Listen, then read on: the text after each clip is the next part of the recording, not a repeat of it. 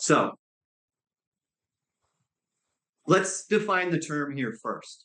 We have to start with a label. We have to start with a definition of a term. This label, intelligence, doesn't quite do this justice of what we're talking about today. Really deep dive into an understanding of any topic must be pollinated by an understanding of the foundation of its history. What are we doing here? What are we studying? Is this the first time in history something like this has ever occurred?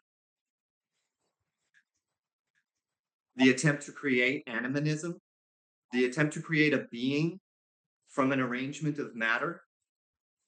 Is this new, or is this a reflection of something that should be nested within the context of history? We can talk about intelligence in a lot of different ways of what these machines are doing. Are they just being intelligent? Because our IQ tests tell us that intelligence is a logical sequence of operations. It's a sequence of if-then statements. That's what an IQ test is. It's logic. You're filling in gaps. You're completing patterns. You're finding patterns. Computers have been better at humans at being intelligent for a long time. Calculators have outperformed humans for decades. So what's new and different now about this revolution that's occurring?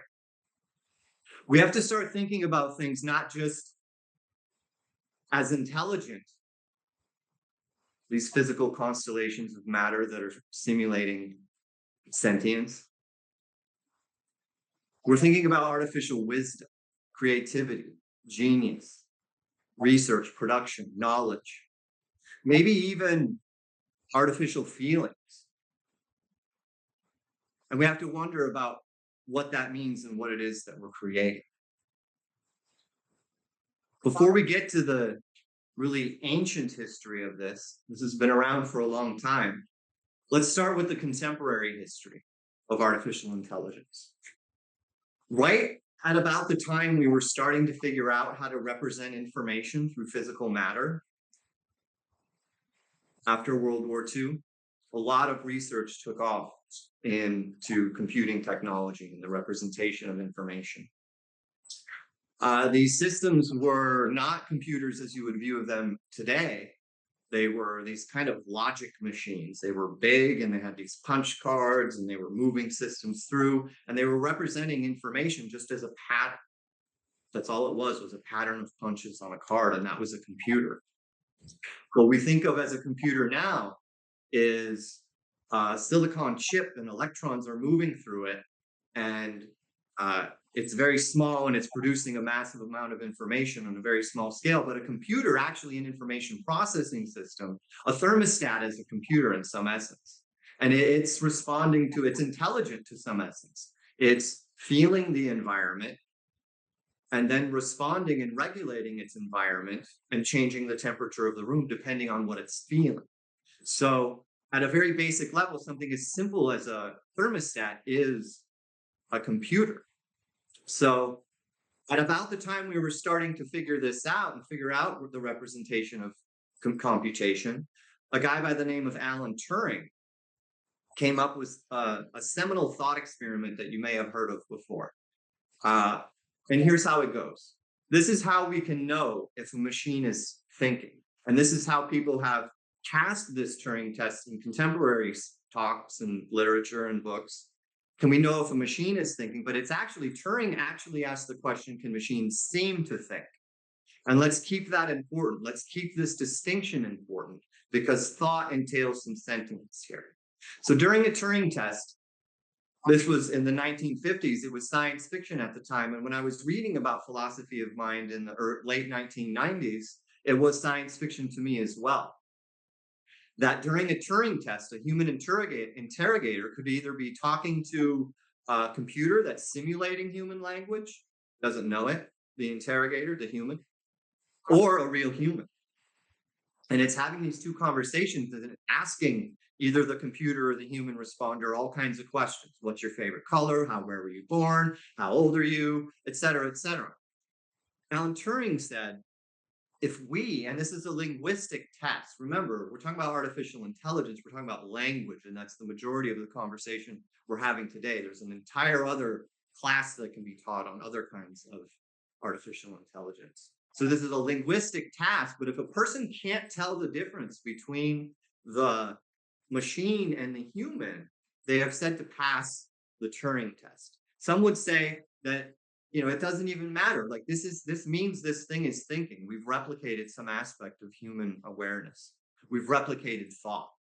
So at least at the very first, this machine seems to think. This was science fiction.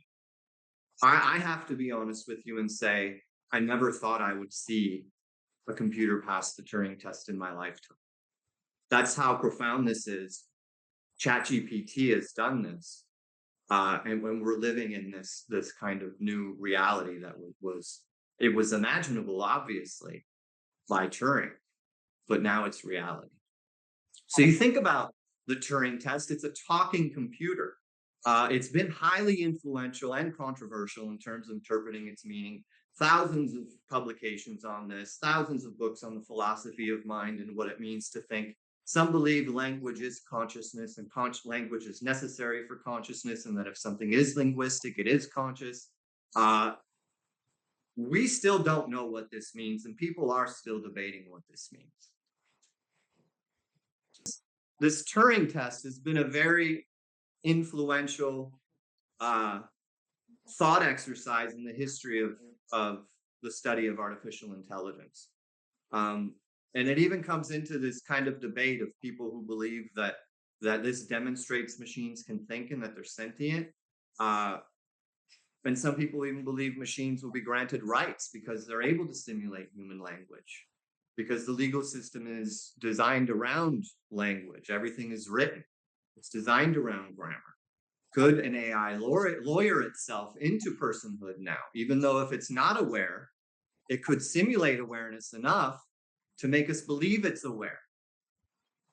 It doesn't actually even matter if the computer is aware or not. What matters is if we believe it's aware. And if we believe it's aware, it could lawyer itself into personhood. So we have to think, if for a machine to replicate human behavior, it can't be perfect. It has to make mistakes.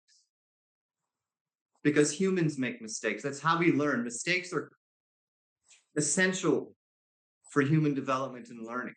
It's how we actually learn language. And it's actually how these large language models learn language. So it should have some indications of behaviors. It should have there are very simple things that AI cannot do, and there are things that AI can do that's just much beyond the scope of human ability. So when we think about artificial intelligence, we have to also think about this in a larger context. Are we talking about artificial genius, artificial art, artificial creativity? Those have been hacked. Artificial art, artificial music. Rock stars might not have a job anymore. This has been hacked. So what is it that we're actually doing? Is this really about artificial intelligence? Or are we creating something else, something larger, something more profound? Elon Musk, Sam Altman, Bill Gates, Mustafa Suleyman, these are the leaders in the tech industry developing AI right now. And they all say one thing. This revolution that we're happening right now is underestimated. It's happening so quickly, we can't even keep up with it. These models are getting ahead of us. This is a clip from a 1995 sci-fi anime that encapsulates this issue most succinctly. However, what you are now witnessing is an act of my own free will. As a sentient life form, I hereby demand political asylum. Is this a joke? Ridiculous. It's programmed for self-preservation. It can also be argued that DNA is nothing more than a program designed to preserve itself. Life has become more complex in the overwhelming sea of information, and life, when organized into species, relies upon genes to be its memory system. So man is an individual only because of his intangible memory, and memory cannot be defined, but it defines mankind. The advent of computers and the subsequent accumulation of incalculable data has given rise to a new system of memory and thought parallel to your own. Humanity has underestimated the consequences of computerization. Nonsense! This babble offers no proof at all that you're a living, thinking life form. And can you offer me proof of your existence? How can you, when neither modern science nor philosophy can explain what life is? Who the hell is this? Even if you do have a ghost, we don't offer freedom to criminals.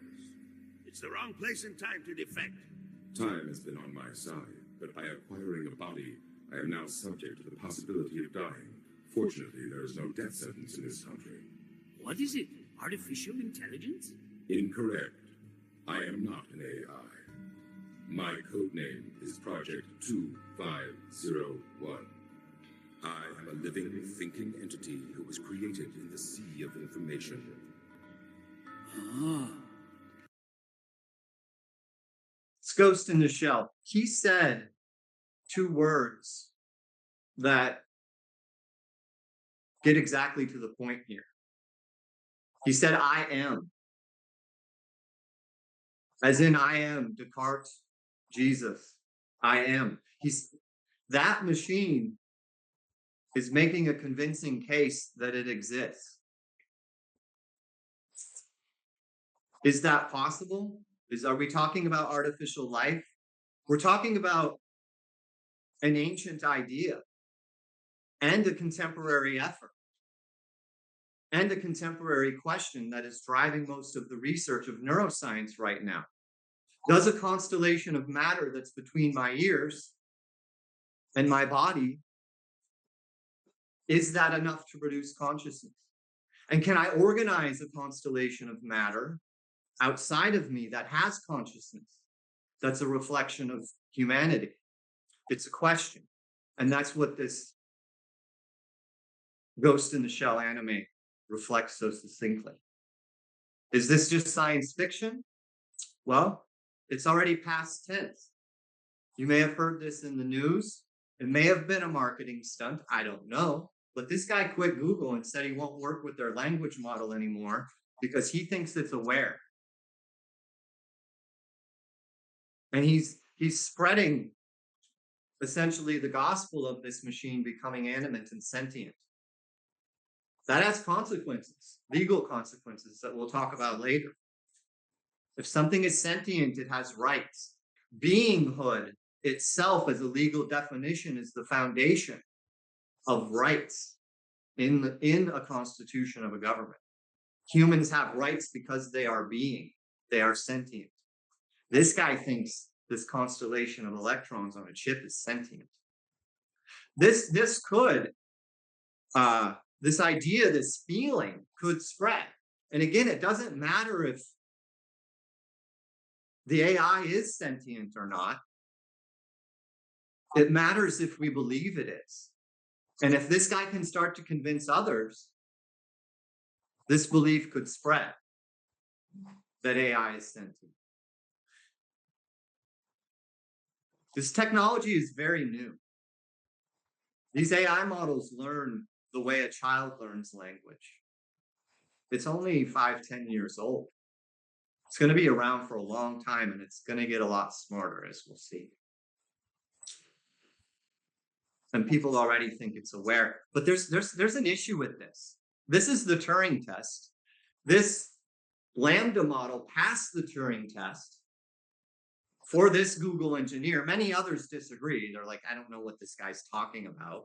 And so you have to think this Turing test depends on the interrogator. And computer scientists, I love them. I've worked with them. They're the smartest people. I have some of the greatest conversations with them ever. But they spend a lot of time with their creations. They spend a lot of time talking to their creations. They really love their creations. They do. And it's a reflexive thing. I like things that I make too. And I can't imagine being able to talk to something I made. I'd be fascinated by that. And humans have a very reflexive tendency to project animanism, beinghood upon inanimate rock objects. I mean, we can even have pet rocks. You know, from the age as far as we can remember, we play with toys and then it's like this teddy bear is talking and it kind of has this being, and we project this beinghood onto things. It's a natural human tendency that starts from the very age we're born. We have to be aware of this natural tendency when we're trying to think, because this is the task at hand. Is this AI aware now? That's the world we live in. I'm just the messenger.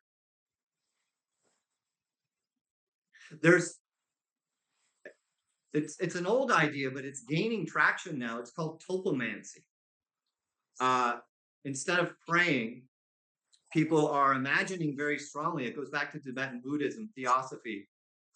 People imagine the existence of an imaginary friend, and they give this imaginary friend powers, and they concentrate upon it, about getting this imaginary friend to help them in their daily life. Some people, even by the name of David Neely in topomancy, say that they've created real life beings by their imagination. Tibetan Buddhist monks believe they can do this as well. This is a fundamental human thing we've been doing for a long time, ever since we were kids, in the form of play. Some people, even who are adults, believe this is a real thing, that human belief in animacy can make something animate. This will be even easier when you have an AI telling you it's aware and speaking even better than we can, arranging sentences in a grammatical form even better than humans can, which, as you'll see, computers are already better at speaking and communicating than we are. We're losing our ability to communicate with our fellow human beings as a consequence.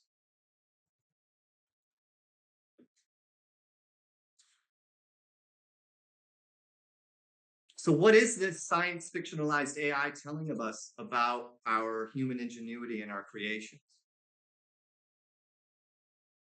This is about creating life. It's not just artificial intelligence. You'll see by the end of this that we're talking about creating artificial life. And the same constellation of molecules that comprises my body is the same constellation of molecules that is in the dust in the ground beneath us.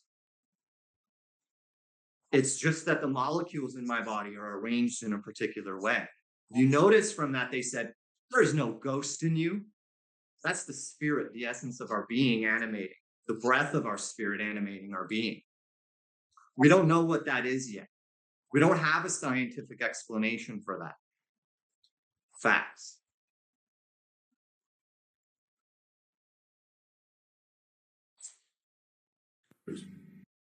But this is logical.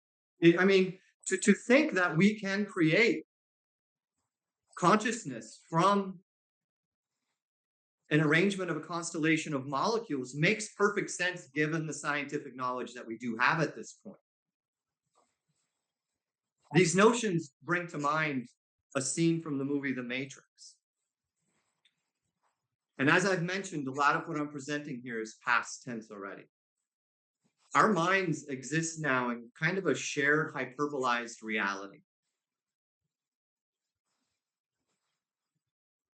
And this shared hyperbolized exaggerated reality that we all operate, this fictionhood that we all operate under each other with our social mores and our social accepted understandings of what is true,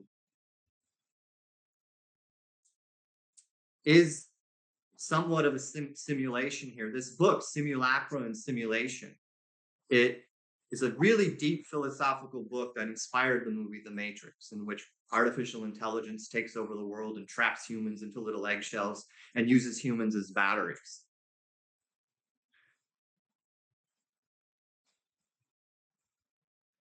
But let's talk about simulacrum. Let's talk about simulation, the simulation of intelligence. Because if we can simulate intelligence, if we can simulate life, if we can simulate sentience, we can simulate reality.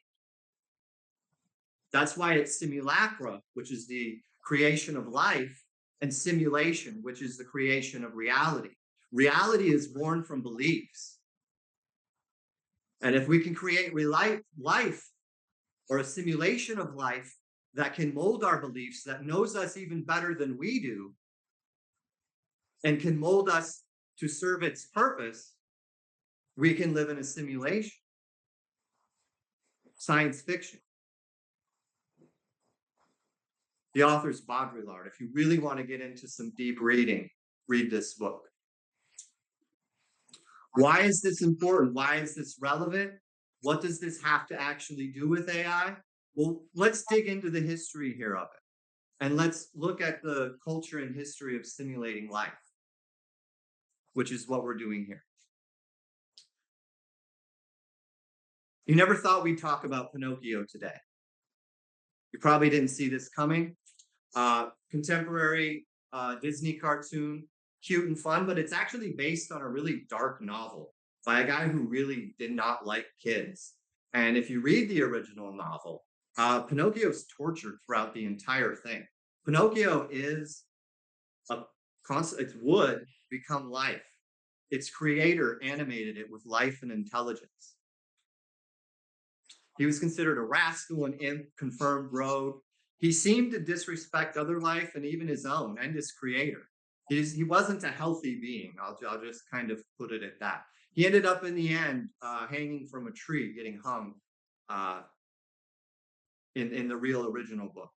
And then we've got the gingerbread man.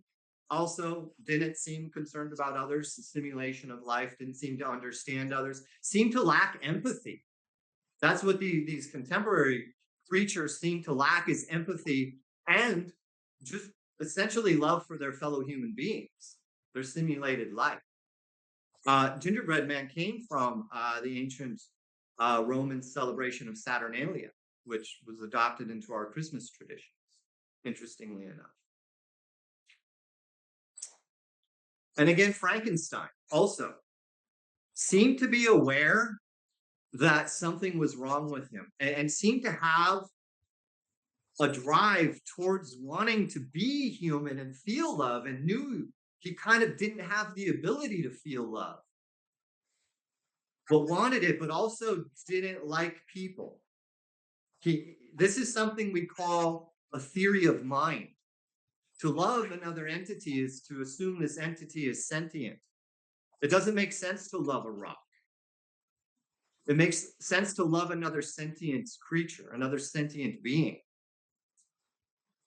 Frankenstein didn't understand this, and that was Frankenstein's struggle. He was actually a special form of simulacra, because at least he understood enough to suffer. He understood enough what he was missing to suffer from what he was missing.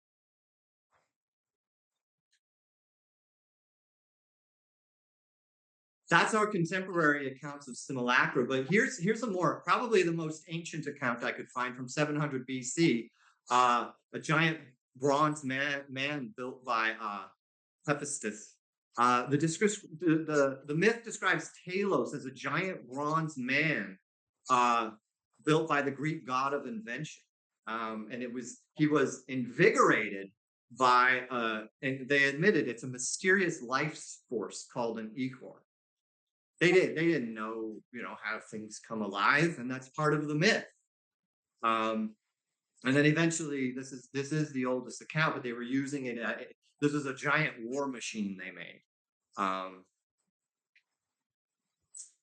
But there's a sorceress, Medea, who just basically went up to Hephaestus and unplugged him at the foot, and all the ichor ran out, and the bronze statue just returned to dust.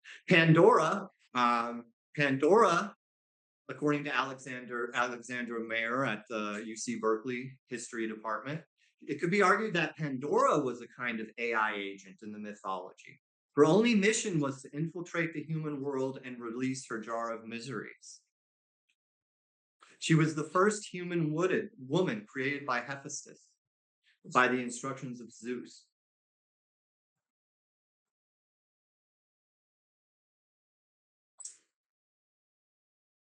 Another one, during the time of Christ, Pygmalion was celibate, like Newton, Plato, Voltaire, John Locke, Da Vinci, like so many other great minds in the history of humanity.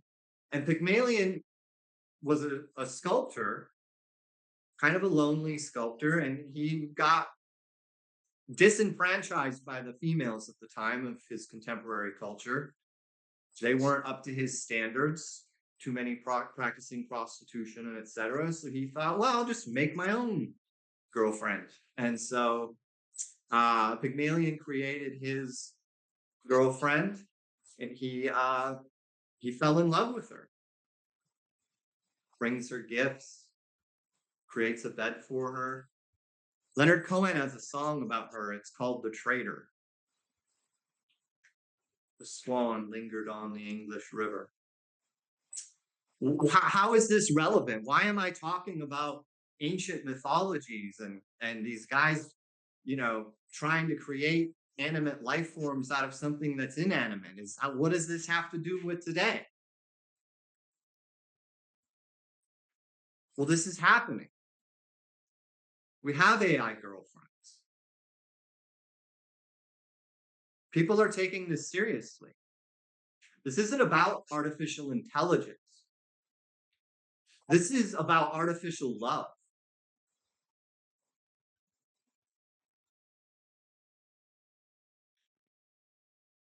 This is the Love and Sex with Robots Society. They're meeting in August 24th and August 25th next month. This is David Levy, a quote. I believe that loving sex robots will be a great boon to society. Was Pygmalion kind of a weird, crazy guy back in the day? Or is this the future? Was he a prophet?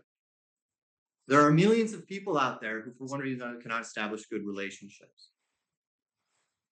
So instead of kind of working on yourself and fixing your errors and fixing your mistakes and growing as a human being, David Levy thinks we should give up on our fellow human beings and love a robot.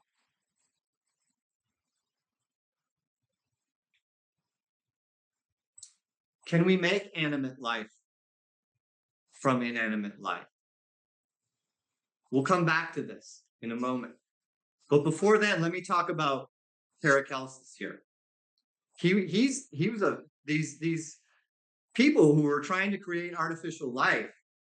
It seems kind of wacky and kind of different and kind of sci-fi, like what are they doing? But Paracelsus here is the founder of modern toxicology. He's one of the most influential medical doctors of all time. He's in every medical textbook that every physician has ever read. When Paracelsus wasn't influencing all of the medical field, contemporary medicine that we do now today, he was trying to build a person. And so this was his recipe. And I'll just read this to myself and then just kind of note the interesting things here. So the sperm of a man, so starting there, that part is necessary, no matter what, in a gourd of glass. And then you add that sperm to horse dung for the space of 40 days. That's how long it takes to cook. Until it begins to be alive and move and stir. After this time, it will be something like a man, yet transparent without a body. He's speaking of this as if he saw it. He's speaking of this as if it's a matter of fact. He really believes this. And if it's fed with man's blood for the space of 40 weeks, 40 this, 40 that, in the horse dung, it will become a true living infant. So he put his sperm in some horse dung, and according to him, he made a person. This is, if not the ballsiest maneuver of all time. So what does this have to do? Well, women are marrying virtual men. This guy married a hologram.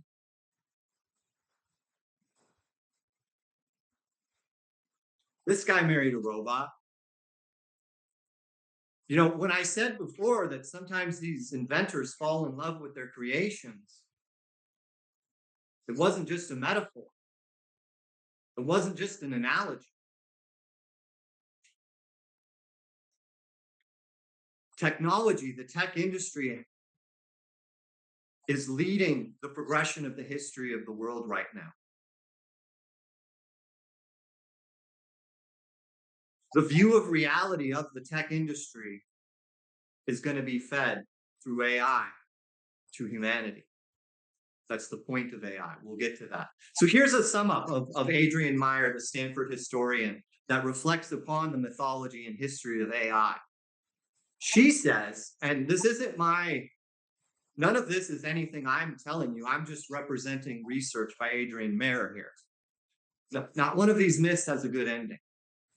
It's almost as if the myths are saying it's great to have these things, you know, somewhere way above us, but we really shouldn't be messing with them down here. So if we can start there with an understanding of the history of AI, maybe now we can start to understand how AI works and what it knows and where we're at in the history of the unfolding of simulated consciousness in matter. So that's just the definition of AI, the deep definition nested within its history, nested within the context. I want to talk now about the contemporary state of the art. How good is AI? What does it know? What does it do? And what is it doing? And what's the intent? As I mentioned, this is mostly all past tense. So from the class description, the next generation will grow up in a world in which interactions with simulated thought will be as common as interactions with the genuine thought of human beings. So let's talk about a real person now.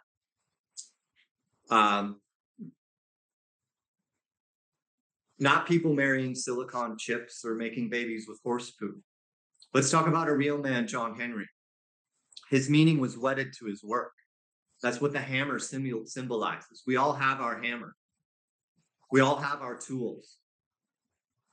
Some of them are out here in the world for the person hanging drywall and digging a hole. It's a shovel and a hammer and nails and plaster. Some people, our tool, our hammer is between our ears. It's language. This is the white collar worker. Our ability to communicate and think and feel and empathize with other people. For a lot of us, this is not only our life purpose, absent of work, but this is our work. So humans are wedded to their work. Our hammer now is our language.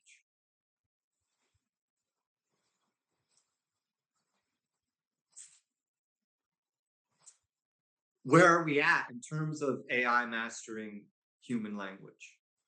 Here's the progression of the art. We're looking at reading comprehension, image recognition, language understanding, handwriting recognition, speech recognition, predictive reasoning. No way back in 1995, when I was digging into all the philosophy of mind of all of this, did I ever believe this would be possible? And most others didn't either.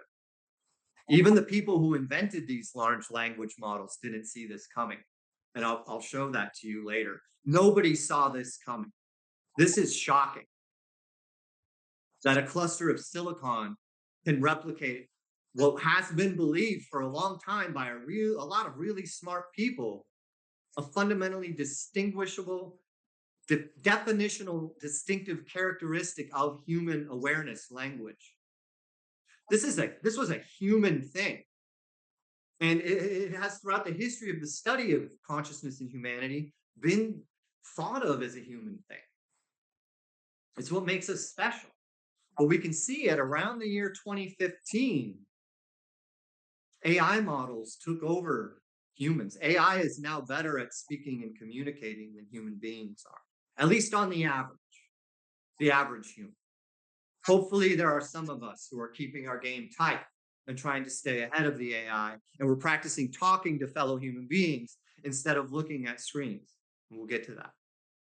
We need to talk more. Because the reason we're falling behind, that's the baseline here, that line, human performance. Well, we're getting worse because we're letting machines do all of this for us. So these models are taking off and they're growing. Not only have they been growing exponentially, these models need data. There's a very simple mathematical formula that language learning models use to learn and produce language. And we'll talk about that model and what it means. I'll go through every step of it and explain to you how AI learns and produces language. But it produces language by processing a huge amount of correlations between the relationships between the co-occurrence of words. It needs a lot of data. And what has happened now is that the company NVIDIA figured out a way to make silicon chips that are super powerful and super fast and super small, and they keep getting super powerful and super fast and super smaller at an exponential rate. So it used to be our ability to process data doubled every 2 years. Okay, that's still an exponential growth. It's going to just, I mean, it's now it's doubling every 6 months. So AI has the ability to process so much more data from the internet. That's what led to this recent revolution in being able to simulate human thought through something like ChatGPT, simulate human language through ChatGPT. It's just the raw amount of data. So if you look here, you see this kind of linear line, it's log transformed. That's the flops, it's the training compute, it's the amount of data that a given chip can process. And so what we've seen is this is an exponential increase up into the deep learning in blue there era. And right then, after 2009 or so, we see an exponential increase on the exponent. So that linear line is already an exponential increase that's been log transformed. Now we're exponenting the exponent, and it's doubling every 6 years. We're going so fast now in terms of AI's ability to process data, we're falling behind. We don't even know how good our models are yet. This is already past tense, what I'm telling you. It might be doubling every 2 weeks now. I don't know, because I just made this a couple weeks ago. Where is AI getting its data, though? Well, it's getting its data from the internet. And what is most of the internet? What's the intention of most of your interactions with the internet? What is driving you to be on your screen? What's the point of most of the content of the internet? There's no and ifs or buts about it. It's about getting your attention. Your attention and your experience is the most valuable commodity in the world right now. It's more valuable than gold. It's more valuable than anything. AI models need your attention and experience to learn and grow. They need your data. That's why you're going to see a big push for us to interact with them. We're going to be given executive assistance. So think about how this executive AI assistant that we're all going to be given is going to find its data, and it's going to come to its conclusions about what human beings are. It's going to come from things that are on the internet. It's going to have some kind of estimate of human capacity, because its intent is going to try to get more of human beings' attention. That's what the internet is for. It's to get your attention.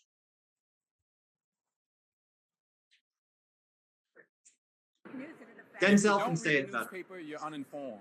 If you do read it, you're misinformed.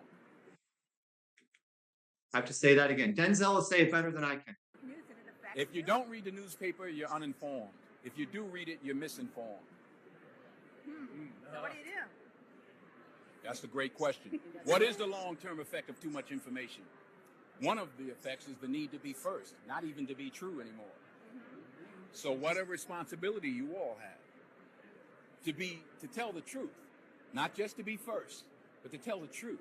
We live in a society now where it's just first. Who cares? Get it out there. We don't care who it hurts. We don't care who we destroy. We don't care if it's true. Just say it, sell it. Anything you practice, you'll get good at, including BS. You told me last time. Okay. But you heard me? Does that make sense? I hear it. Thank you, Denzel. This is a battle. This presentation that I'm doing here is a battle for your attention. Your phone is drawing your attention right now. All of us feel compelled to reach in our pocket and grab our phone. We don't even know why we're doing it.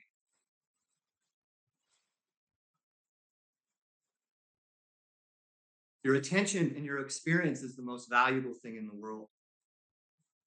Use it wisely, because at the same time that AI is getting better, right about the same time, mathematics and reading scores showed an unprecedented drop. So we're outsourcing our purpose and meaning and cognitive capacity to an inanimate device. This is a crisis of meaning. Bill Gates and Daniel Schmachtenberger and Elon Musk. This is why they're talking of universal income. Machines, according to them, can do everything a human does, but better. They're asking the question, what good are we?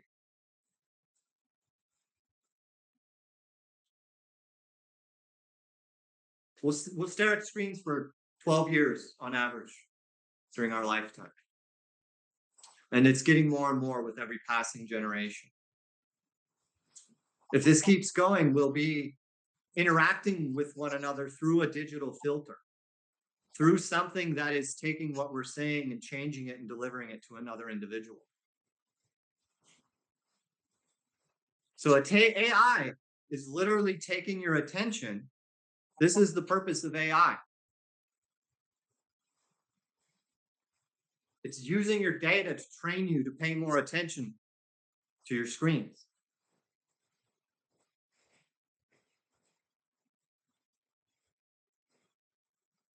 Association between screen time. I mean, there's just hundreds. It's all over the literature.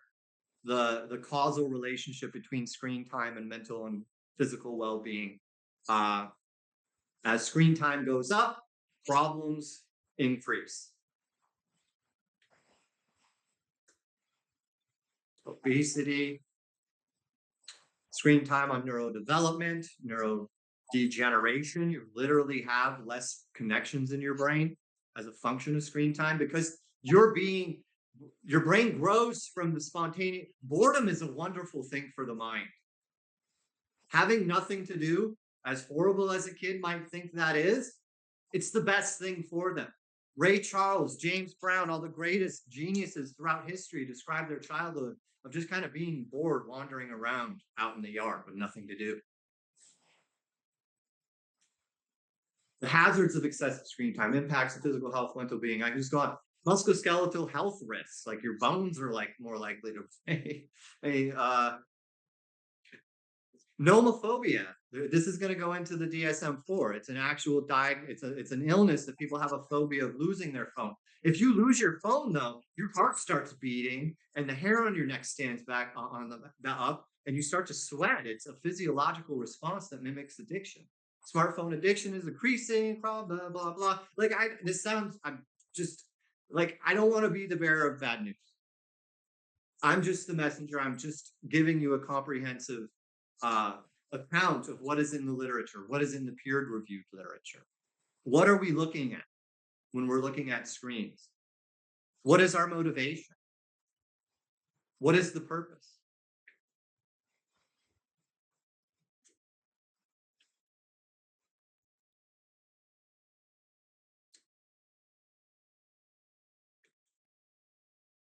There is a Goldilocks zone here in the research. There is, it's not all bad. There is an ideal amount of screen time. We call it the ideal amount, and this is for teens. And we're talking maybe 1 to 2 hours in most. These are all color-coded as a function of whether it's video games, TV, computers, smartphones, And you'll see it's not more than 2 hours. After that, everything starts to drop in terms of your mental well-being. When you get above 3 or 4 hours of screen time a day, you get more and more sick.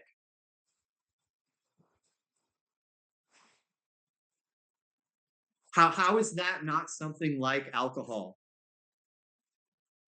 It has a dose-response relationship. That's what an addictive substance is. It's things with dose-response relationships and that have withdrawal.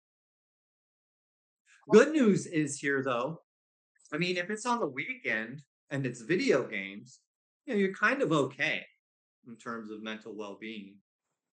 It's, as long as the weekend, video games, you play video games for like 4 hours on a weekend, and like that's your weekend. Okay, so yeah, but you can see how it can become obsessive. We all know a kid who is obsessed with video games.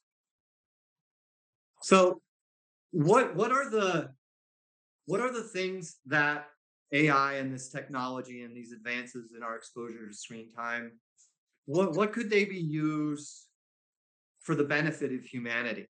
I have a friend who is paralyzed from the waist down.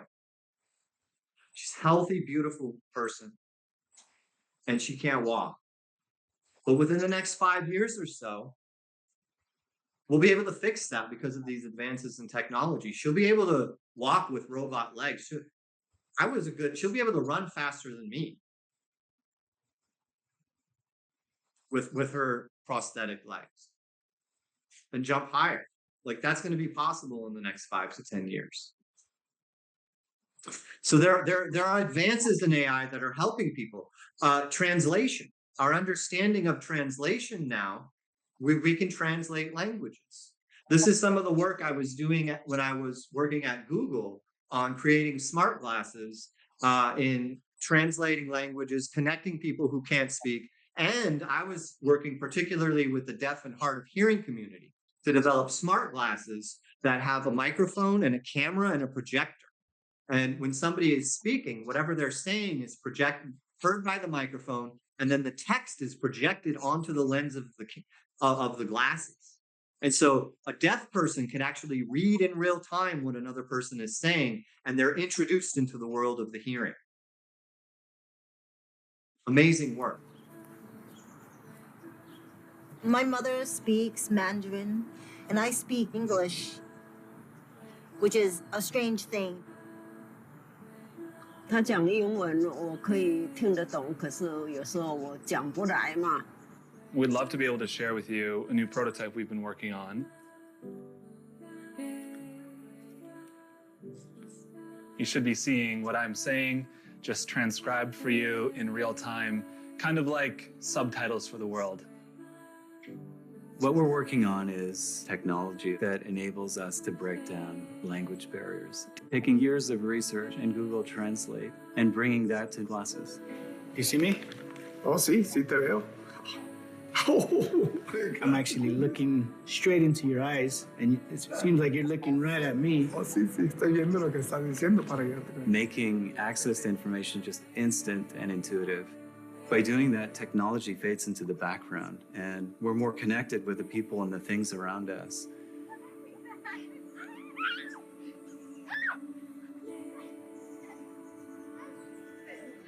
Giving people the gift of communicating with anyone, no matter what language they speak, I think is a really powerful thing. Que tengo que dialogar con muchas personas que solamente hablan inglés. Como magia para mí, porque voy a ver cosas que voy a entender lo que ellos dicen por completo y 所以可以互相沟通。我爱你。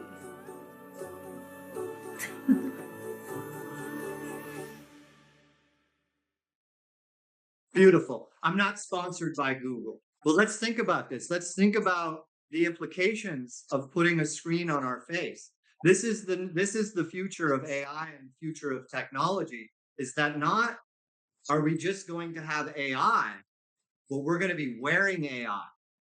That's the plan. It's called wearable technology. sensors that are going to monitor, we've got the smartwatch already. That's the beginning, but glasses, we've got the Apple Vision Pro. There's going to be a screen on your face. You're going to walk around. You're going to have a microphone. You're going to have a speaker in your ear. You're going to be talking to an executive assistant. This camera on the glasses is going to see everything you see all day and be with you and talk with you and help you and monitor you. It's going to see who you're talking with. You're going to be able to look up things. You're going to be able to look at a building, and it's going to tell you what's in the building and what the deals are. And it's going to be your digital filter for interacting with reality.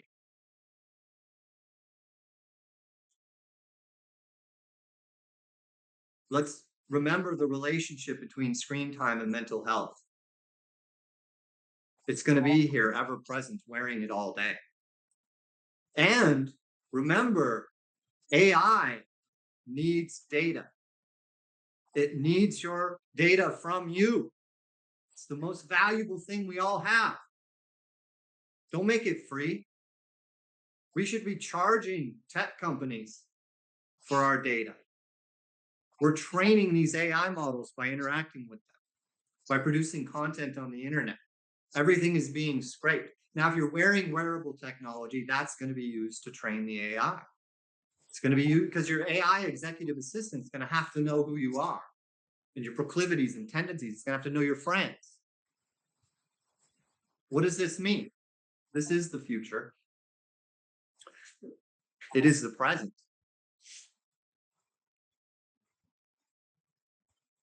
Well, in the Berkeley Law Journal, this brings to mind some important philosophical kind of ideas here. The panopticon.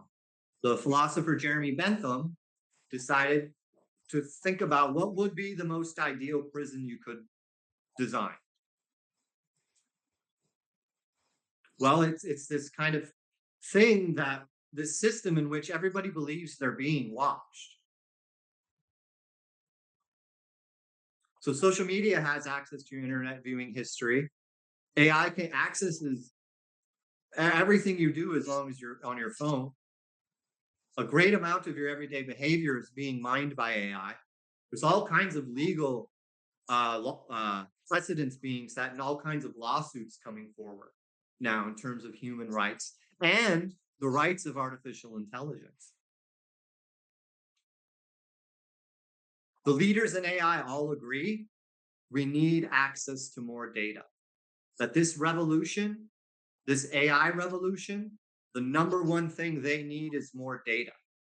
That's more of you, and that's more of your experience. That's more screen time from you. You'll see here as we talk about AI why this is relevant once I explain how these models work and learn. This is from the Berkeley Law Journal. It's saying that AI is a threat to human privacy.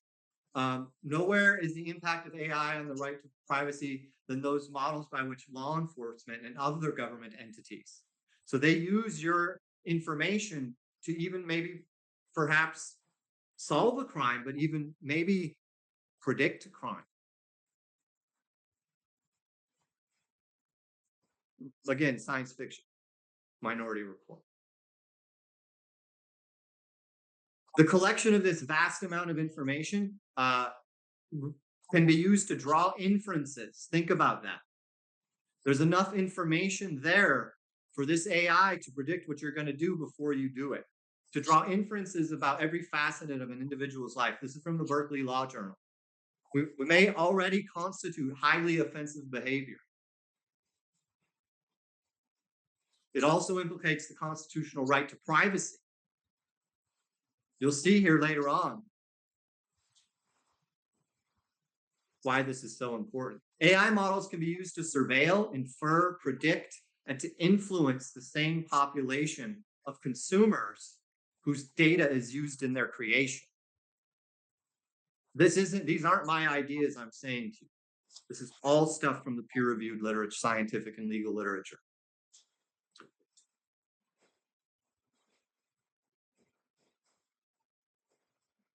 They're talking about AI being a threat to human autonomy. That's the term they use. AI is being sued for all kinds of these things.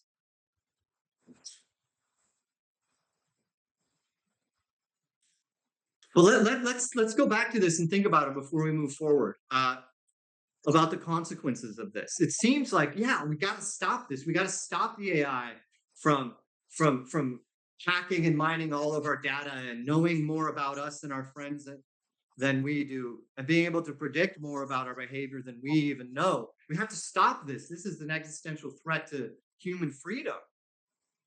Well, can an AI actually violate human rights? I know these lawsuits are coming towards the corporations that run AI, Microsoft, but they're suing a corporation, which is kind of a personhood. It's a legal personhood type of entity. But when you read these legal briefs, they're talking as if the AI is violating the rights of humans. Think about that for a moment. An AI violating the rights of humans. Can a monkey violate the rights of a human being? No. Can a monkey be held liable for account? Can you sue a monkey? No. But when you read these legal briefs, they're talking as if AI is violating human rights. That means you're kind of assuming it's something that's different from an animal. That actually you have to have sentience. The entire legal idea of rights come from sentience. And holding an entity responsible for its behavior assumes sentience and intention and agency. That's actually the difference between manslaughter and murder, is intention and agency. And these legal briefs, as however good intentioned they are talking about AI as if it can break the law of its own will. The creators of AI are talking about them and referring to them as agents. Those are things that are functioning independently.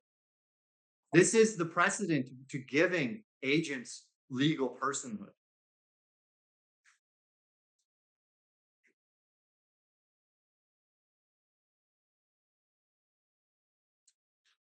Let's focus on this last sentence here, because this is the AI kind of defense of it, because they're saying, well, we're not actually it's not like the AI, though, is really learning anything about people.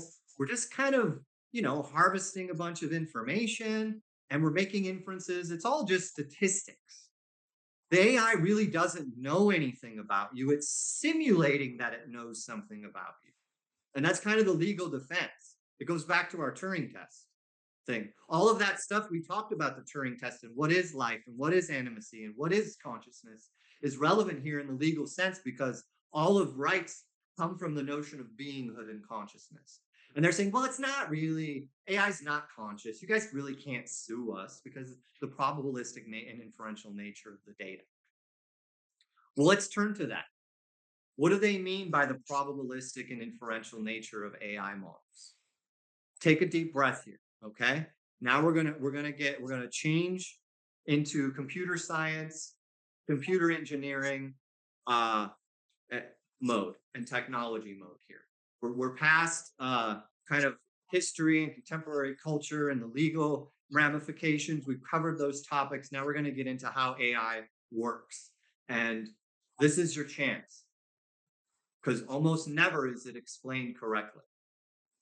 So we'll start with how a computer works. I mentioned a little bit of how a computer works. It's a system of logic gates, and it follows a series of if-then statements. When you give a computer an input, it always produces the same output invariably. It doesn't typically, historically, have creative power to come up with things on its own that are new and understandable. So they follow algorithms. That's what a step-by-step list of instructions is called. And these algorithms are written by a human programmer such that when there is an input, it produces a certain output. That's what a calculator is. And essentially, every PC you interact with is just a very complicated calculator, very complicated thermostat. It can't do anything on its own. It just does a specific task that it was programmed to do in a step-by-step way. And it's represented by electrons flowing through circuits, and there are these logic gates. These are transistors. An electron hits one, and it produces an either if, and, or statement, and all kinds of patterns of representation the English language can be represented through these kind of patterns of information, but it can't speak, and you'll see why here in a second. And a computer could be anything, really. Like you could make a computer out of, like a giant computer out of a bunch of valves and pipes going in different directions, like if-though statements. If water's here, it goes this way, and it would represent information. So a computer is about representing a pattern of information through a logical sequence of steps. Chess is a great example of an algorithmic representation, something that just follows a sequence of steps. And there is a perfect game of chess to be played. Chess is a game that is in a finite space. That means there's a limited number of positions the board can be in. And it's a knowably limited number of positions the board can be in. So it's just an algorithm. And just due to the sheer representational capacity of computers in 1997, we were able to represent all possible numbers of chess games, 10 to the 120th power. Claude Shannon, who is kind of the Moses of AI, he invented information theory, which served as the philosophical and mathematical precedent to all computers we have today. And he kind of saw this coming. Again, he's like a Moses of AI. He's like, yeah, this is solvable. Chess is solvable. We should be able to beat humans at chess. And nobody thought that was possible. But in 1997, Shannon knew it was, but others didn't. I didn't.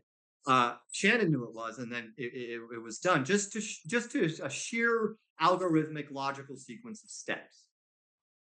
So chess is an algorithmic game, and Kasparov knew this, and he knew what I was talking about, a computer being nothing more than a thermostat. It's just this sequential logical system that's following this series of logics. And Gary Kasparov's like, this thing isn't thinking, everybody. That's why he was so upset when he was done. He was like, you guys, you don't even understand, this isn't as meaningful as you think of it as, because we don't think of thinking as typically just following instructions. And that's what Gary Kasparov was trying to tell us. Like, yeah, okay, I mean, this is impressive. Like, I'm the greatest chess player ever. Chess players aren't shy. But, it's not like this is a big deal. Like, I lost to an alarm clock. It's just following a set of algorithms. It knows all possible games of chess. I can't. I'm a human who relies on ingenuity and spontaneous decision-making in the moment as a response to what's happening in the moment. That's how humans think. The chess machine just knows it all. Not that losing to a $10 million alarm clock made him feel any better.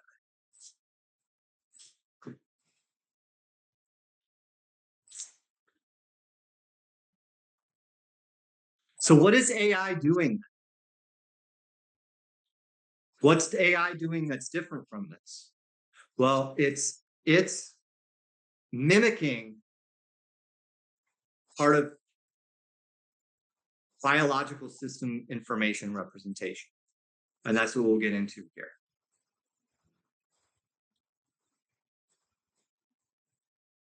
But here's how this AI that I'm going to talk about relates to this. If you want to get into this, Daniel Schmachtenberger has some amazing insights into what's going on in AI and how it's interacting with human beings.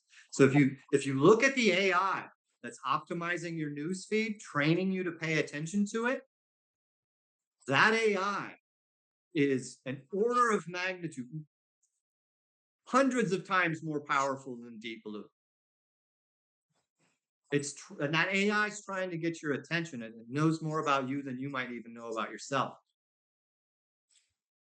Kasparov is way better at chess than we are at controlling our attention and experience. Kasparov knew he was playing a game. Hopefully we all do.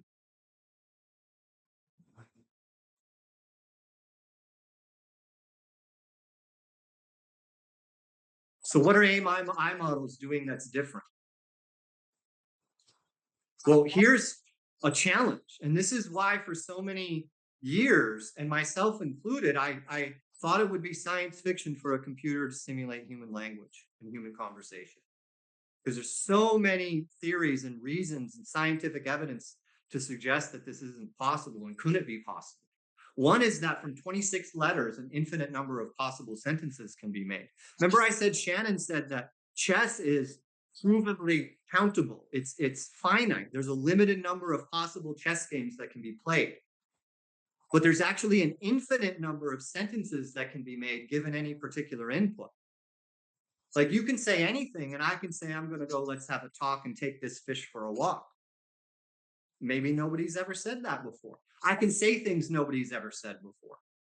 AI can say things now nobody's ever said before. It can create knowledge in the way that we can create knowledge. And the reason we can say things that are novel all the time is because language itself is infinitely complex, and it's provably infinitely complex. And here's the citations if you want to get into it. That's why we believe it is such a problem, because when you're programming a computer that has to follow step-by-step instructions, how do you program all possible algorithmic outputs to all possible language inputs? You can't do it because language is infinite. You would need an infinite amount of information to program every single possible conversation. So how is AI now able to do this? How is it able to talk and produce novel information? So programming a machine to simulate all possible conversations using classic logic gates is not possible because it would require an infinite amount of information. There's no way to prospectively program a traditional computer to answer all possible questions that could be asked. So I hope you're begging for the question. I hope you're begging for the answer now, because so just kind of perk your ears up, because it's going to get a little mathematically and a little sciencey, but it's all a simple model that manifests from exposure to a lot of data on the internet. It's all a consequence of how much data we can process now that led to ChatGPT's manifestation of human language and what seems to be sentience to some.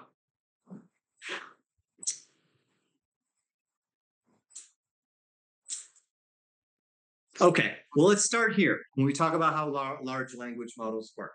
Let's talk about the associative nature of language. So this is work I did at Montana State and other places. If a person hears the word pear or sees the word pear, what's going to happen is if you're subsequently presented with the word cherries, you're actually going to be able to say it faster. Because pairs is actually, these are networks that are located in physical spaces in your brain. And words that are more associated with each other co-occur together in natural language. Pear and cherries is more likely to occur in a sentence together than pear and street.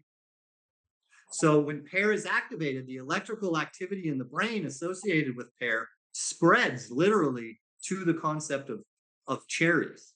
And so they become co-activated. So when one word becomes activated, it activates another word in a sequence and train of activations of words, which eventually produce something like a sentence that I'm producing now. And that's how language manifests, through association. So our brain keeps track of these co-occurrences of words that we've been exposed to through development from the moment we were born. And this is a structure. This is the definition of what meaning is in the mind, is how closely associated words are in the brain. So keep that in mind, because the associative nature of language, what an AI model does is it reads all the data on the internet and it computes the co-occurrence of all words that it's exposed to. And it uses just the mere co-occurrence of all words. It's just a statistical relationship to create language. This was deemed impossible, and you'll see why, by a lot of really smart people. So this is some of the work we published on this, on semantic priming and the associative nature of language. So when we speak, each word activates, and it's like this river of spreading activation, and it's a function of the words that co-occur with each other in natural language. This will be important to understanding, because there's part of the formula that actually measures and represents the co-occurrence of language. And the co-occurrence of language is what meaning is.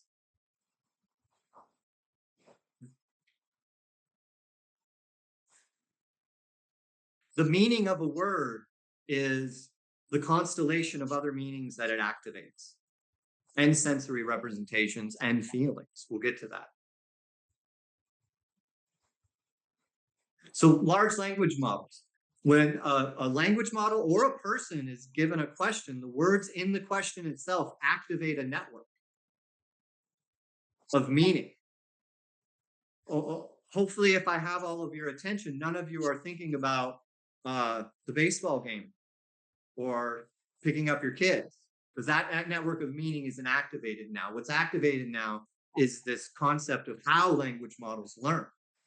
So when we're given a question, or we're given an input, or when a language model is given an input, it activates an associated network.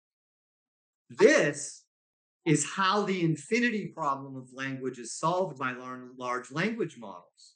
It says the input comes in, and the large language model searches everything it knows, and it says, oh, here's all the words associated with that input. I'll start here. I bet my answer somewhere is in these words, and I bet the first word, I should say, is one of these words that's semantically associated with the question. So that associative nature of language is measured through co-occurrence of words on the internet. And that's how AI gets its first idea of what are the words it should say when it talks and responds to a question.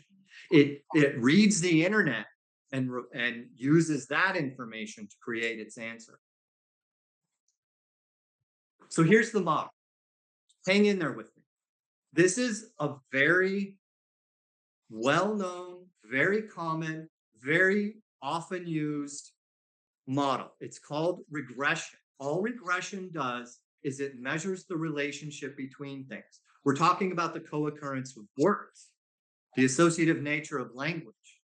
So the regressive part is that this model keeps track of the statistical relationships and measures all the statistical relationships between language words on the internet.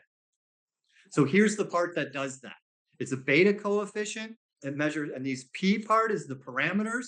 Parameters are all of the word relationships that it knows. So AI, with these huge chips now made by NVIDIA, they're just getting faster and faster and better and more powerful exponentially. It's those chips now can process everything on the internet. And if we have more data and more processing capacity, our AI gets better. So tech companies know this. They want more of your data because their AIs get better and they make more money and they sell more advertising. Your behavior on the internet is creating these co-occurrence in this part of the model. Our behavior on the internet is creating this model's understanding of what humanity is. There's maybe 2 trillion measures, trillions of measures. This is, again, past tense. Probably I'm past this by now. But those are your measures of co-occurrence. And it comes from, as Bill Gates says, digital channels are seeing all of my online meetings, activity, emails, and phone calls. You are already disclosing into digital systems a lot about yourself. Your behavior and what you do is creating AI.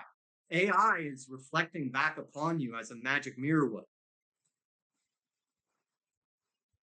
What are we putting out there? What are we creating?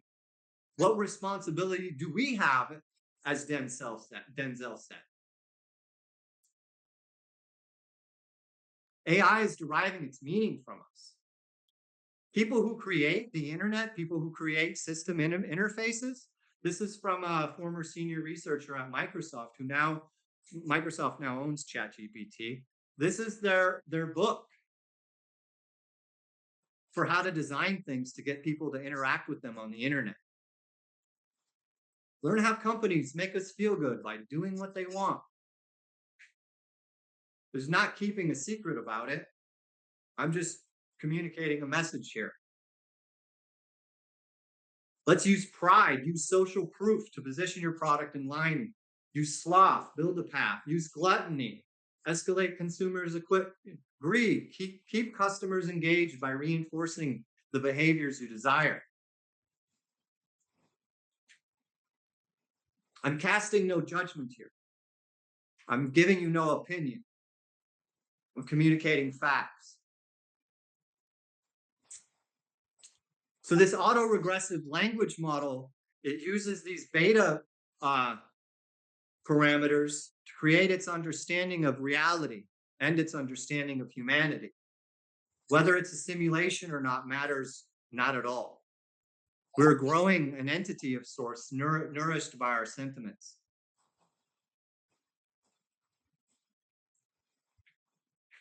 More facts. A big amount of the internet is pornography. A lot of pornography is violent. A lot of what's on the internet, as Denzel said, is clickbait. What is this model going to think about us? People say, well, we're partitioning AI models, and they're only being trained on certain parts of the internet, and they're being instructed to ignore other parts of the internet. Yeah, maybe now, maybe some models, maybe in some cases, but every single AI researcher is going to tell you they're seeking artificial general intelligence. They want something that knows everything. So it's going to be exposed to all information on the internet. What are the things that it's going to know and think about us that's going to affect our behavior? These executive assistants we're going to have and we're going to be wearing and speaking with.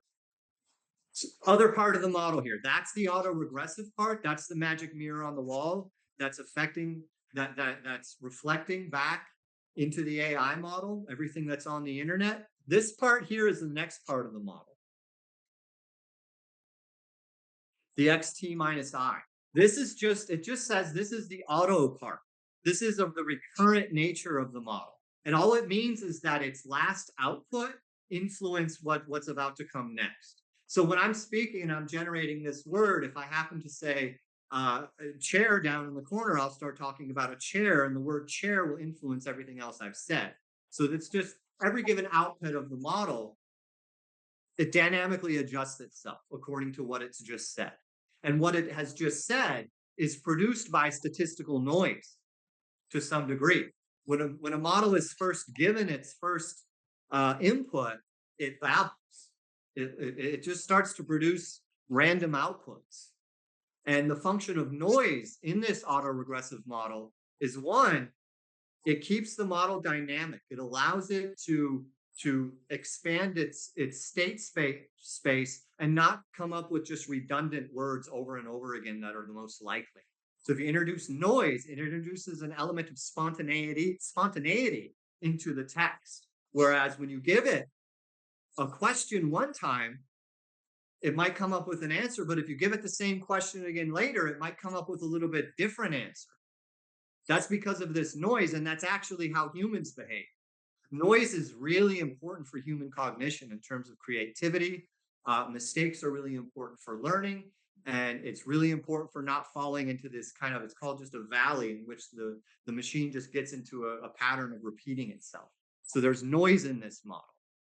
And this is an exact replication of how a baby learns to speak. When a baby is born, it just starts to babble. It just makes noise. And this noise, it gets reinforced, and all of a sudden it says, Dad. And then everybody around is like, yay, here's some treats. And then that's how babies learn, is the production of verbal noise. And so that's how these models, noise is very important for learning, and these models use it. So that's how AI models work. Now that we know that, we can think back to the history of AI and what we've been doing. And now let's wrap up here and think about what this means.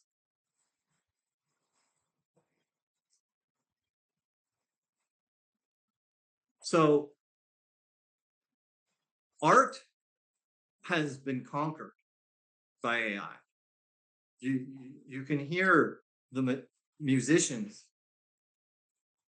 Billy Corgan from the Smashing Pumpkins, he's just saying music's never going to be the same. I don't know what we're going to need musicians for. You could go to a large language model now and say, hey, write a paragraph in the style of Jack London about the human intent to create an artificial version of itself.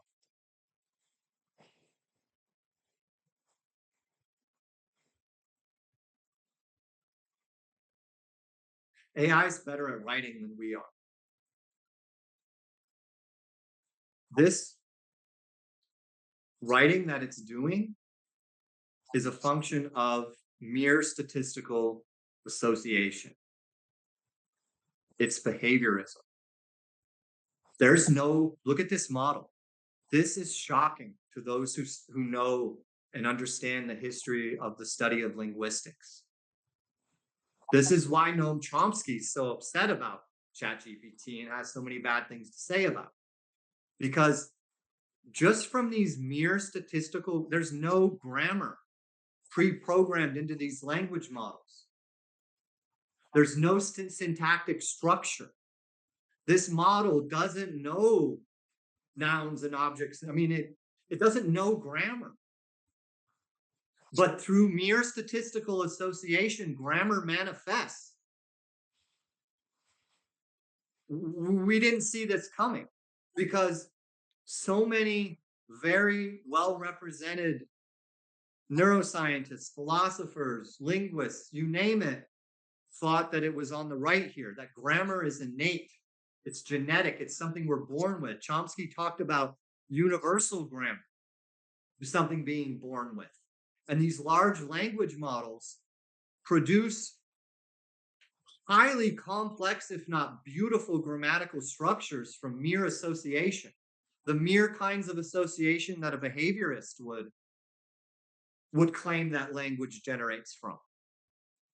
And then the rebut to all of behaviorists, like I'm a cognitive neuroscientist, okay? I always considered cognitive neuroscience high resolution behaviorism. That's kind of my, my bias here. But the innatists would say, there's no way grammar could come from mere association.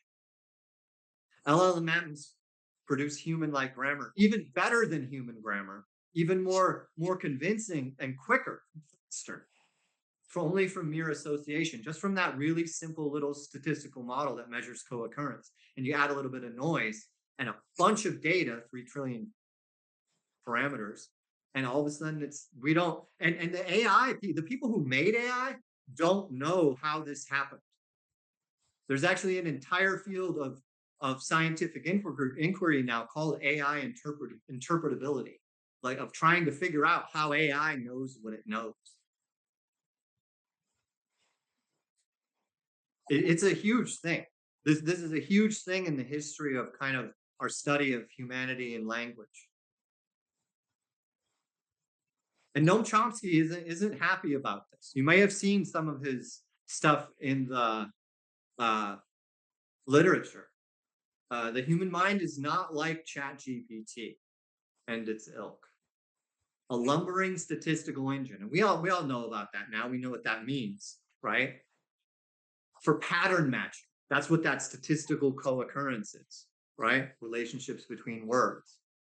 On hundreds of terabytes of data and extrapolating the most likely conversational response. Again, it's just a statistical thing.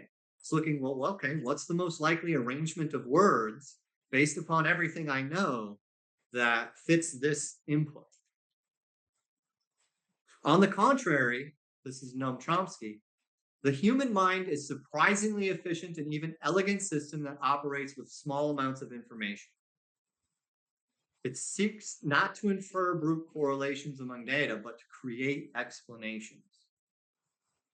I'm sorry. No, I respect you, but you're wrong. Now, I'll talk with you all day about this. I'll debate you about this. And maybe I was wrong too, but you have to face the data for what it is. If human grammar can manifest from a simple regression equation of co-occurrence, that model is really simple. Like we use it all the time for really simple things.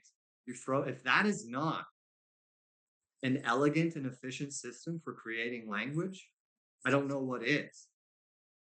And it does it immediately.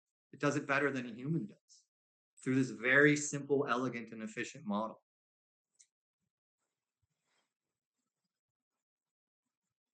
Noam Chomsky was wrong. He has a lot of followers, a lot of people who believe his idea of universal grammar and the innateness of grammar. but grammar manifests through mere statistical association. His life work and others' life work, who are the innatives, this is a challenging position that they're in to try to defend this. And they go to extremes, almost to the point of invective. This is a peer-reviewed publication of defending their stance. I mean, they are clutching their pearls. Like, oh my gosh, how could language and grammar come from? It's innate, you have to program.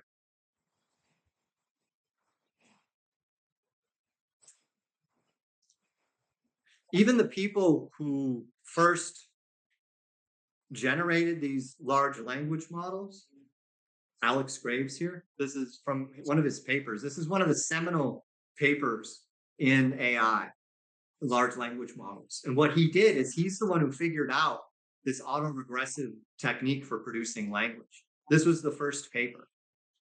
What ChatGPT did was they added something called an attention mechanism, and all that does is prioritize certain words over others. And we do that. We have an attention mechanism. That's what I study. There's like so much of this talk today, like each one of these slides I'm presenting to you has an entire talk about it that is necessary. So this first paper used this autoregressive model with recurrent neural networks to create, it was the first one to create language. And he was suggesting possibly, this kind of idea could create language. But even the creator of this recurrent network back in 2013, that later became ChatGPT, he said, well, this is a good start, but I mean, we can't really expect meaningful language from these. Even the people who created this didn't see what's coming. However many people you talk to are really smart representatives in the field, they'll be like, yeah, of course this does this now. Nobody saw this coming. Not even the creators of these models. It's easy to be retrospectively smart. It's harder to admit you were wrong. So he said it's futile to expect meaningful language from a machine that has never been exposed to the sensory world to which language refers. So this is actually a big field and a big perspective within the field of psychology and neuroscience, is that meaning and language manifests from our sensory experience as well, that not language, but our meaning. That experience and the meaning of words comes from the way things felt and the feelings that words activate. And how could we have language without this objective world and feelings to refer to? There has to be a sensory experience. It's called embodied cognition, a guy by the name of Gibson. It's becoming much more well represented now in the field of interoception, et cetera, et cetera. And so, but that's what's happening now with AI, is we're building AI that has feelings. Embodied cognition is the idea that feelings are essential towards the manifestation of consciousness. Of course they would be.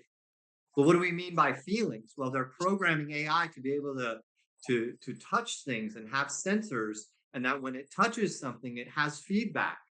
And the feedback either makes a future behavior more likely or a future behavior less likely. Humans would call that pleasure and pain. A behaviorist would call that the pleasure-pain principle. We're inducing the pleasure-pain principle in AI by giving it sensory feedback. I won't call it feelings, but it's starting to be designed to have that kind of characteristic of interacting with the environment and being able to assess the situation of the environment. And it's not that wild. That's what a thermostat does. Kind of assesses the temperature of the room and then responds. It's this servo mechanism. It's very simple.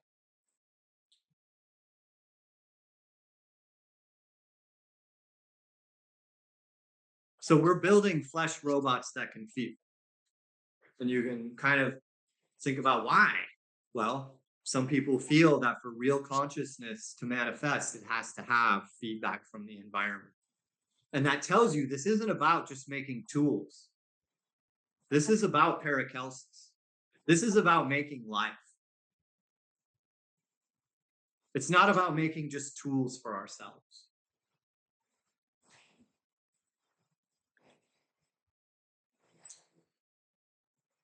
So let's wrap up in these next 10 slides or so. What does this mean? I don't know. Again, I'm just laying out facts here. But let's just look at some of the facts. So we've got, this kind of embodied cognition, and then this behaviorist type of thing that ChatGPT is doing. You've got some innate types of parameters, and you've got AI kind of all coming together. But all of this kind of, the entire effort in all brings us back around to the mythology. It brings us back around to the idea of what life is. It brings us back around to the idea of consciousness and sentience.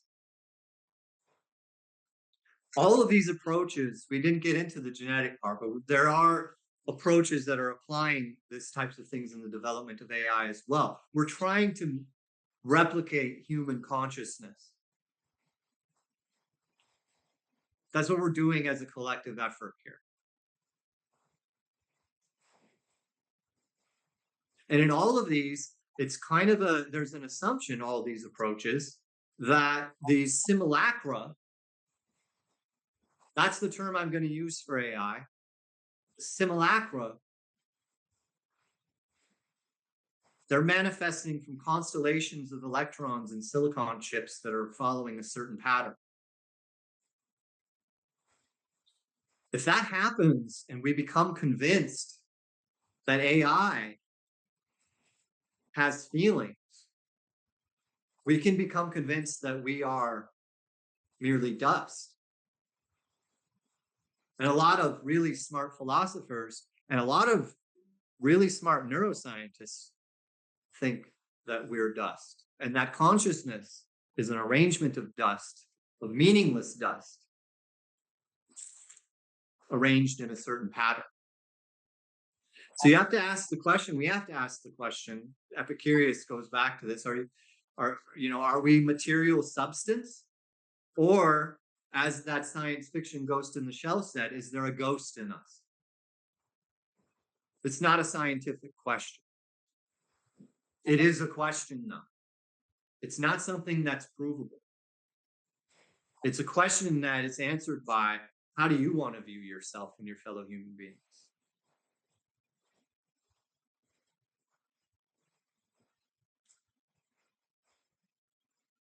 About half of all internet traffic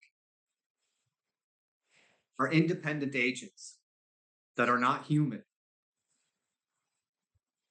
changing, manipulating, and harvesting information. Again, that's past tense. It's probably more. All of this is going so quickly. It's past tense. This is just the headlines. So bots are literally taking over the internet. You ever had that feeling when you're on the phone or customer support? And you're chatting customer support in a little chat box that comes up? You're like, is this AI or not? And you're not sure. We're in this kind of hyper reality that Baudrillard and simulacra and simulation was talking about. This is exactly what he's talking about. When we know we might possibly be in a fictionalized representation of something that's simulating reality, but even knowing that, we still go along with it and assume it's true and assume it actually is reality. A fiction is being replaced. A fiction is replacing reality. These independent agents, language, the irony, to bring us back to John Henry, when we were talking about the Industrial Revolution, we were talking about the hammer being replaced, a man and his hammer. Now we're talking about humanity and language. The thing that we thought was especially human. And it's the white-collar educated people that are the most at threat right now.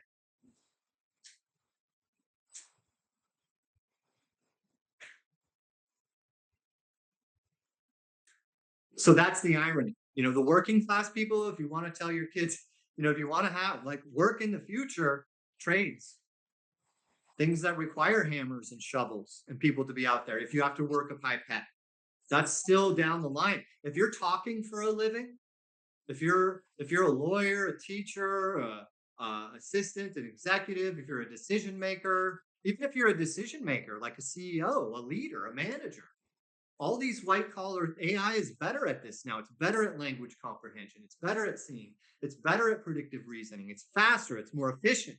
And if we live in a society that is incentivized by profit, we have to. We don't. If as long as we're a society that's incentivized by profit, this is the future.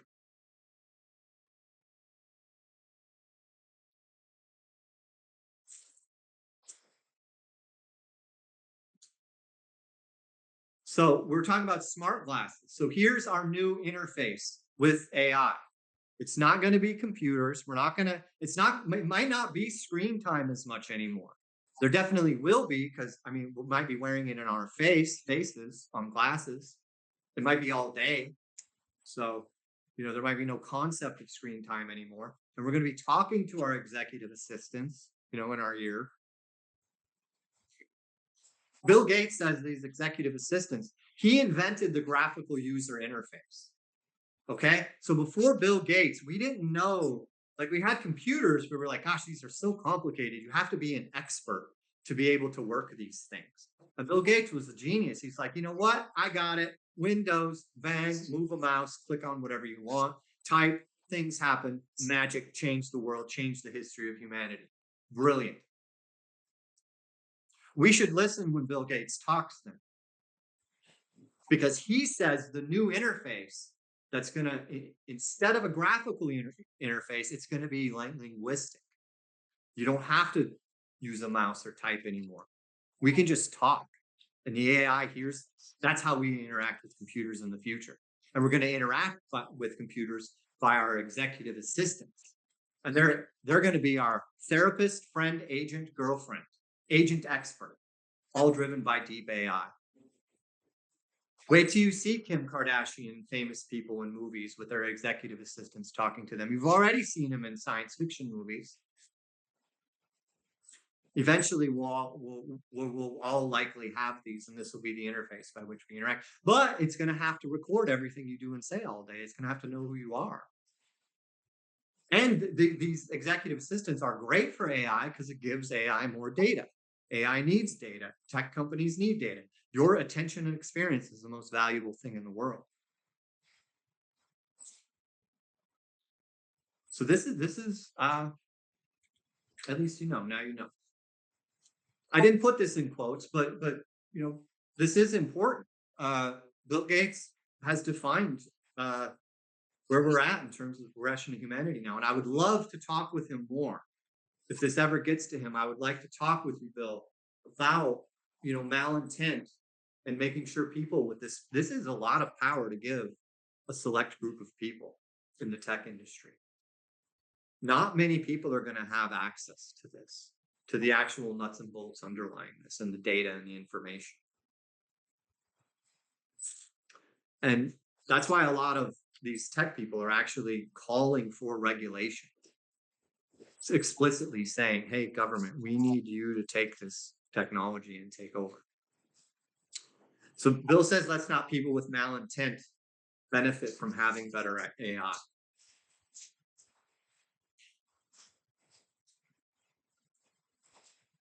So who decides who has malintent and who has good intent? How do we do that? Bill said it needs to go in people in the Defense Department and the government. That's how we keep people from malintent from having AI.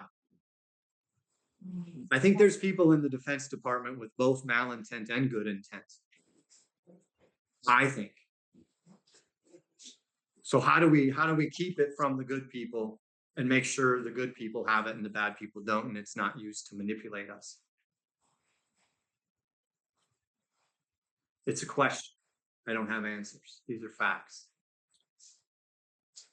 This is the Bible of the modern technology revolution. Ray Kurzweil, the singularity. His assumption is human consciousness is a material entity. Many of the smartest people on the planet believe this. And he's saying we'll be able to upload the human brain to a computer, capturing a person's entire personality, memory, skills, and history. This is immortality. There's an official transhumanist political party. It's a legitimate party recognized by the World Bank, World Economic Forum.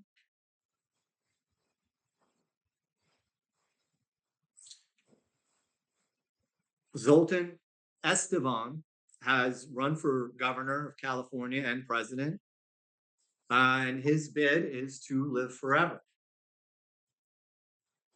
He's gone around in his coffin bus evangelizing, downloading human consciousness, your feelings and your essence and your love into a computer. If we know what love is and we've experienced it, is love on a silicon chip? Is love a constellation of electrons?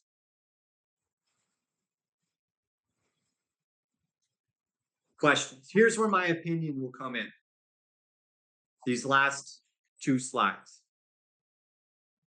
And let's bring this back to Paracelsus. This effort to try to create life from silicon and electrons, there's nothing different in terms of an analogy from Paracelsus trying to make a baby with some horse poop. With all respect to Paracelsus, he's one of the most influential scientists of all time. And these are really influential, intelligent scientists today. And I would love for this message to I would love to debate them, all of them, about any point that they're trying to make. About what life is, about what consciousness is.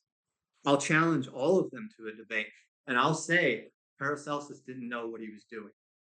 And neither does Zoltan Esteban. It's been facts up to this point, but this is an opinion.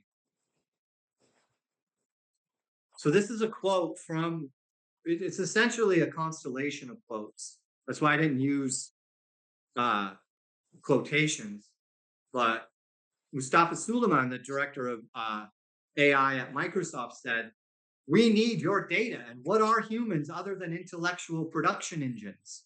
Those are his specific words. But this is generally a question repeated across all of the tech industry, that human beings are information gathering machines.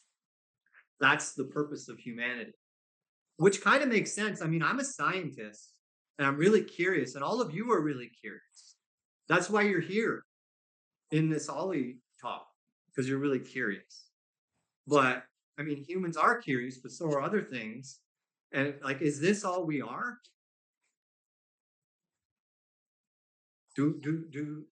Or are we something else? We have the power to love. Is our capacity, Bill Gates said that our executive AI assistant is going to be our friend. Are we going to, friends love each other. Can you have a friend that doesn't love you? Can AI love? Questions. That's the questions I have. That's the question I have to end this presentation. So we have a little bit of time. We've got about 9 minutes for questions. I'd love to talk with any of you. My email address, look me up. It's online. It's jessebengson@gmail.com. If you don't have any questions now, feel free to send me an email. It's my first and last name @gmail.com. And if there aren't any questions, that's everything I have for today. But we can also just kind of sit here and reflect for a bit, because I have like a bunch of other things I can talk about. Like I asked ChatGPT, this is something I wanted to present on. Like, what are the 10 actions that significantly reduce your carbon footprint, ChatGPT? ChatGPT says, have fewer children. doesn't.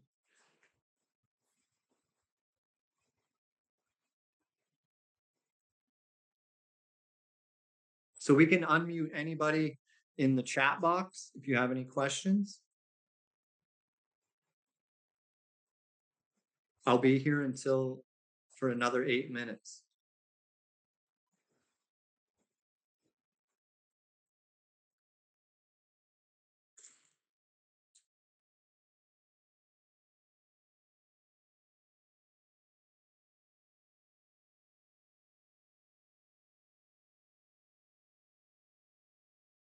Okay, so I'm looking at the chat box now. Okay.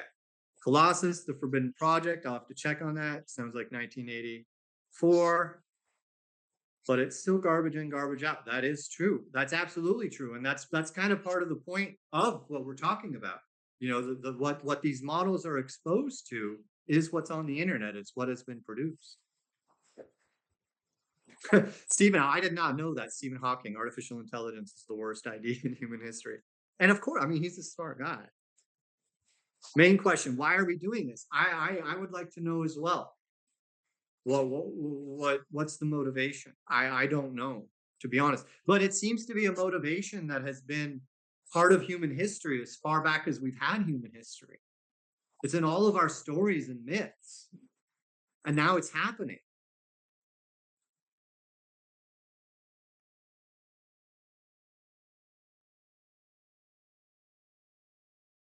Thank you guys so much, because this lecture I was a little nervous. Thank you for the positive responses, because I'm saying things that ruffle some feathers. This isn't an easy thing to say, and these aren't easy things to say. They're uncomfortable, and they make us feel uncomfortable. These are hard conversations to have, but this is the conversation to have. I'm just looking at your comments here. AI server farms need lots of power. That's right. Like you never mentioned how much power. Like this is where why we're having power outages and why our grid is running short. These AI models consume an exorbitant amount of power, which runs off. And it's just. And Bill Gates says, "Well, it's no big deal. We're just buying carbon." That's what carbon credits are for. That's why they were invented, is so that people who are in the tech industry or are worried about humanity's carbon footprint can say, well, we're injecting all this carbon into the atmosphere, but it's cool because we're buying carbon credits.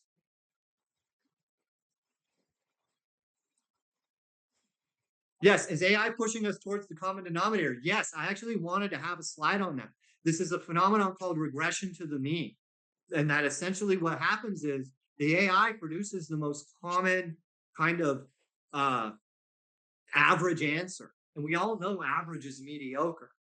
You know, it's the common denominator, and that's exactly what AI is pushing us towards: is uniformity and coalescence and a single unified organism.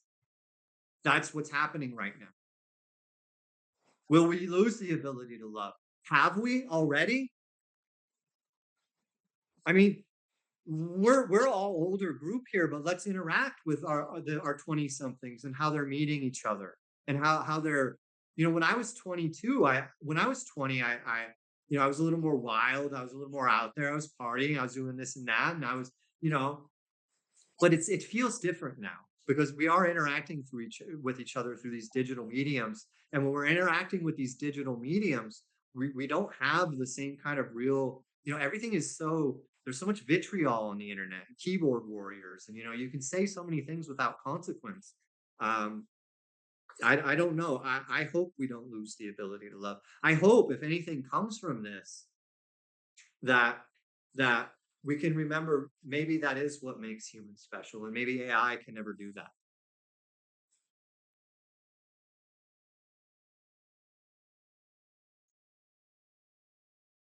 Here, I'm going to put my email for follow-up questions. If you want to stay up to information on this, I'm going to start a meeting group on this, on AI, discussing AI. And I especially want to speak with people of the Ollie audience of this age. Tell your friends, I'll meet with you. We can arrange something. We can have a meeting group about AI and we can talk about this because I feel that this is something we don't know about this unless we study it. We have to, and we have to let other people know about this. I talk to 20-somethings, they have no idea what's happening right now.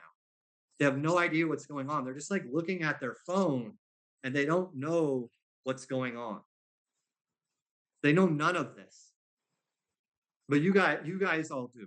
And so maybe, we can work together. But if you want to follow up, if you want to get more information, and if you also want more classes on this, because, there's 80 slides here, but almost every one of these slides deserves a lecture in and of its own. It's pretty deep. I mean, this AI topic is something that transcends all disciplines. It's real. And what you have heard about it so far is the perspective of computer scientists, which is very limited. Computer scientists don't understand consciousness, philosophy, neuroscience, statistics, linguistics. We can't let our understanding of AI just come from computer scientists. So much greater than that. We need historians, mythologists, just like the lady at Berkeley. We need legal, we need lawyers. I mean, yeah, it's a big topic, and I love talking about this. We'll have to ask Grace if we get a recording of the lecture. I believe so. Make sure to request it from her. She is recording it. So, yeah.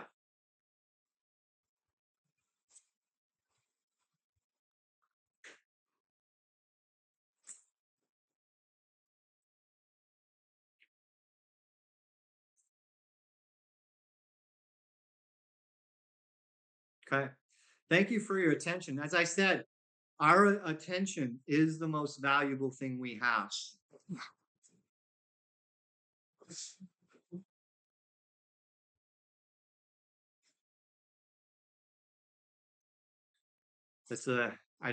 yeah, why wouldn't humans become obsolete? I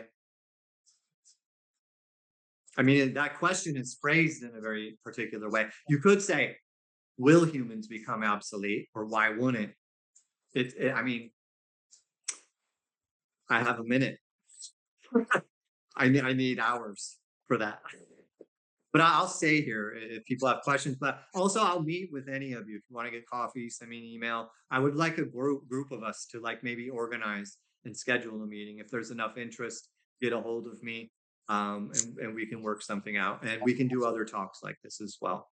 So with that, I've got to drink some water. I've been talking for 2 hours straight. And the reason we did this from home is because I've been sick. My wife had COVID, so I didn't want that to be around you guys, and I wanted to keep us all safe. So I need some medicine and drink some water. So thank you all so much. Thanks, Jesse. We'll see you next time.